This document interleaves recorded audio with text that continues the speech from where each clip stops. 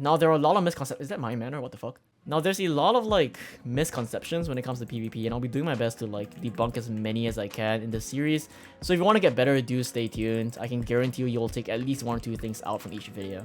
Now, a lot of these are going to contain more advanced techniques, so it's going to be a bit confusing for some people, but I'll do my best to round it off by the end of each episode, so if you're confused at first, just watch all the way through, and hopefully I'll be able to conclude everything and make it understandable for everyone to actually assimilate like what I said in the video. Now, when it comes to the biggest misconception for PvP, a lot of people thought I was going to talk about CPS, but that isn't it. The biggest misconception is that you guys think you're going to get laid this year, but you guys play Minecraft PvP, so that's just not going to happen, I'm sorry. Now, the second biggest misconception is that people think you need to have like that 3-block reach, and you always want to get like the first hit to start combos and be like, oh my god, Intel edits, W-tap, Kelvin, W-tap, right?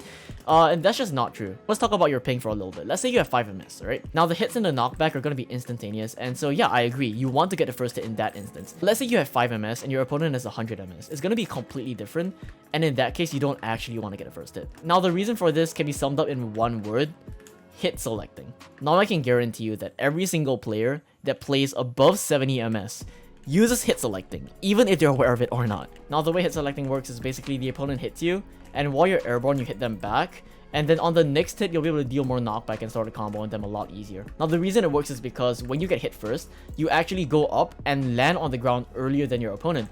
And so you get that extra bit of time to move forward and build up that momentum so that you take less knockback on the second hit. But yeah, as I mentioned just now, if you guys both have like 5 MS, the knockback is instant, and so if you get a 3-block hit, the opponent won't actually be able to reach you to hit select you. But if the opponent has 100 MS and you hit them, they have an extra 100 milliseconds to be able to hit you and hit select you and deal more knockback to you on the second hit. Now, this is why people think high ping is an advantage, because when you have high ping, your knockback is delayed, and so you can move closer to your opponent and you will have more time to hit select them back.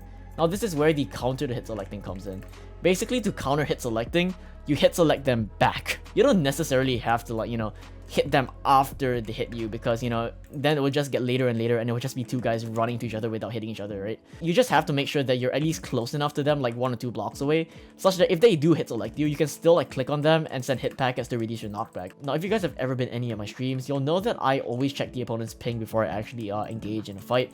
And that's because I need to know if I need to be wary of the opponent hit selecting or if I personally should be hit selecting back at them. This is where I have like a list of 3 conditions that you want to check before you actually engage in a fight to see if you want to actually delay your first hit. Now, the first condition is that you know your opponent has low ping and you personally have low ping as well. Let's say you have 5 MS and you're fighting like Specular Burrito on Hypixel or something like that. You know they have like 10 MS, then yeah, go ahead and go for it.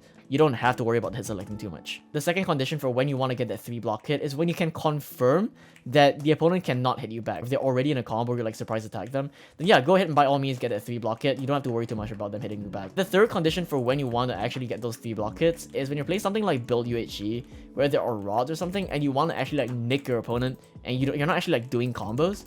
So I think that's perfectly fine if you want to go for those 3-block hits. But yeah, this is a very, very simple thing that, you know, once you bear in mind and actually start executing in your games, you'll realize you become a lot better at PvP and you will not get comboed as much. Also, a bit of a spoiler for the next video topic. People think hyping is an advantage because they don't know how to fight hit selecting and they just instantly think, oh my god, this guy can hit me back, double hits. Hyping is an advantage, it gives you reach. No, you just hit select them back. It's like a 2 IQ play, dude. But yeah, I hope you guys enjoyed, and do let me know if there are any like PvP YouTubers that you want me to actually like rope into these videos so that I can like record clips of them to kind of showcase what I'm trying to say. Like, it can be anyone from like My Manor to like Apaxial to like Burrito. I can try to get in contact with like all of them and get them for a video. So yeah, just let me know if you want me to collab with anyone for these short videos. And yeah, once again, hope you guys enjoyed. See you guys next time. Peace out.